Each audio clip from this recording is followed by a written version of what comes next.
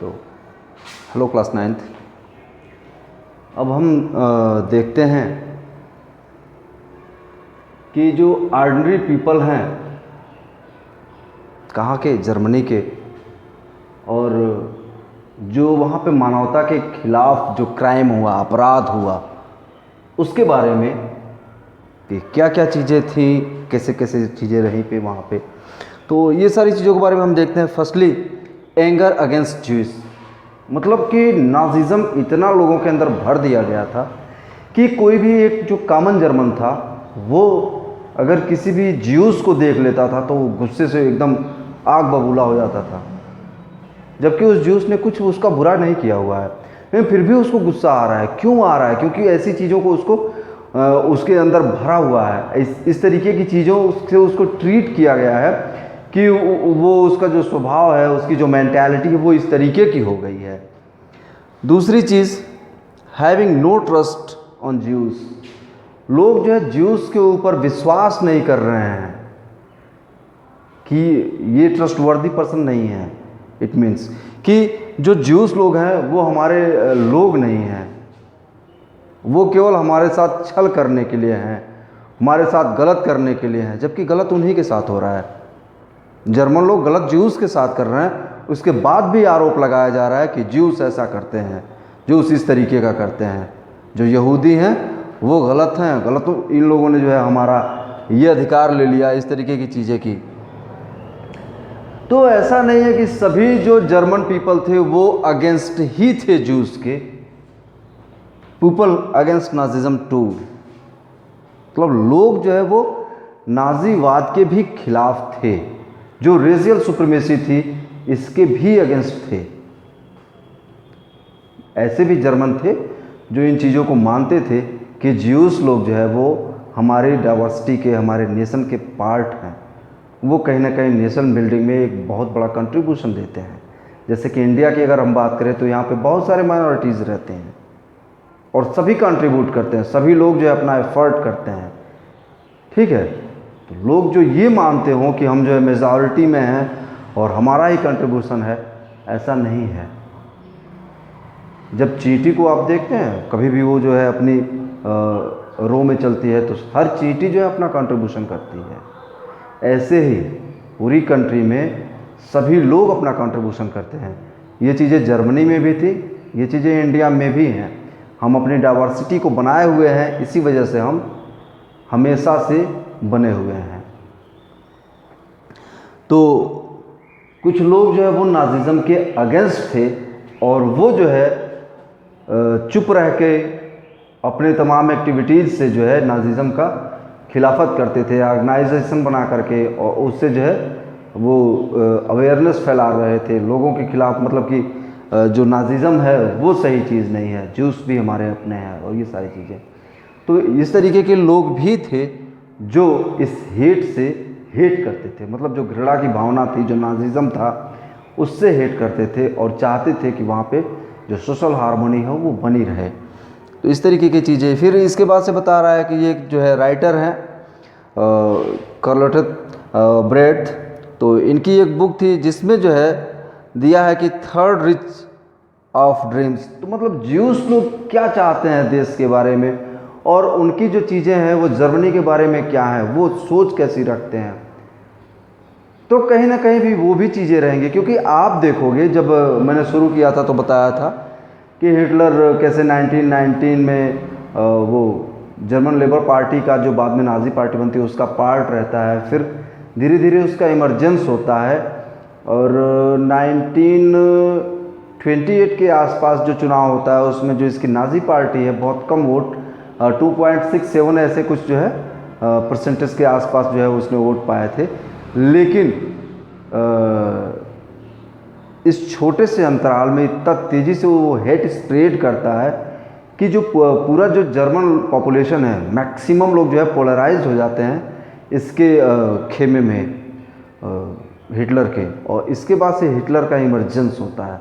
तो आप देखोगे कि कोई बहुत ज़्यादा समय तक जो है इसका शासन नहीं रहा। ये हिटलर का जो है जो टाइम रहा वो बहुत ज़्यादा लंबा नहीं था, नियर अबाउट 12 साल।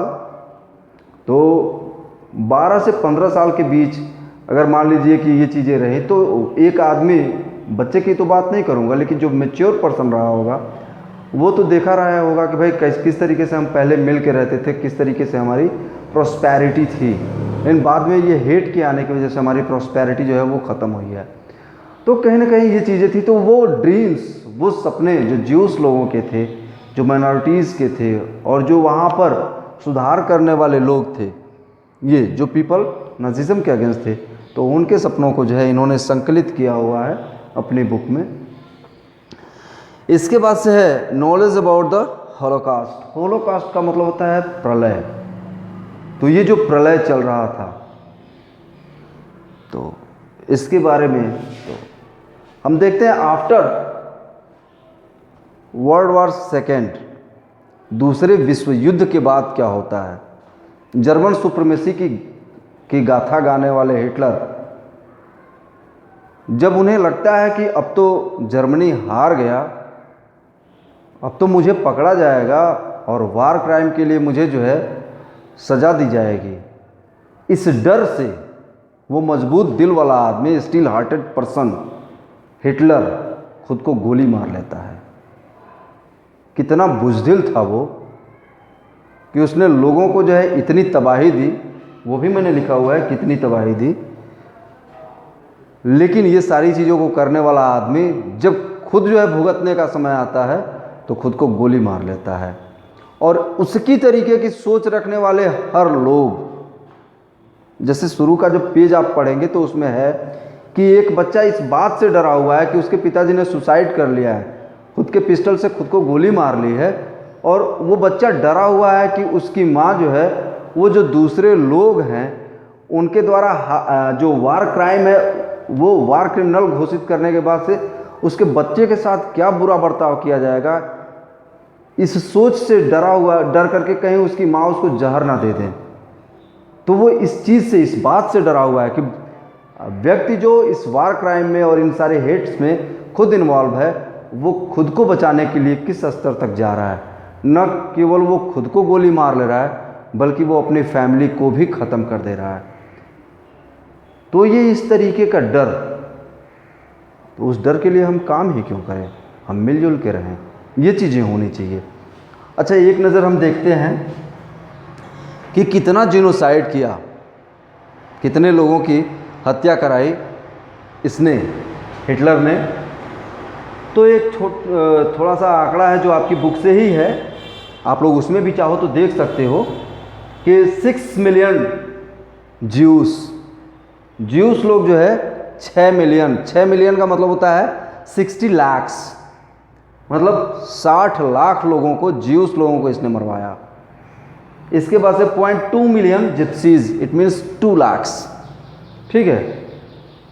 तो 2 लाख जिप्सी लोगों को मरवाया, और 1 मिलियन जो है पोलिश कहते हैं, जो पोलैंड के वासी होते हैं उनको, ये पुलिस नहीं है, ठीक है, ये पोलिश है। पोलैंड एक देश है जर्मनी से सटा हुआ, जर्मनी और रसिया के बीच। तो उस देश के जो निवासी होते हैं उनको पोलिश बोलते हैं, और वहाँ के लोगों की हत्या इसने जो है 10 लाख लोगों की हत्या कराई हिटलर ने। और ऐसा नहीं कि उसने जर्मन्स को छोड़ दिया, 70,000 of Germans they also genocides by Hitler.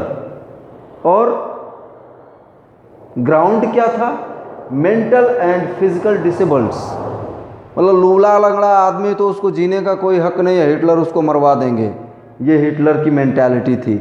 और मेंटल हो सकता है कि डाउन सिंड्रोम्ड हो, ये हो सकता है, ये भी हो सकता है कि व्यक्ति जो है वो इस ग्रुप से आ रहा हो, कि जो नाजिज्म के अगेंस्ट बोल रहा हो।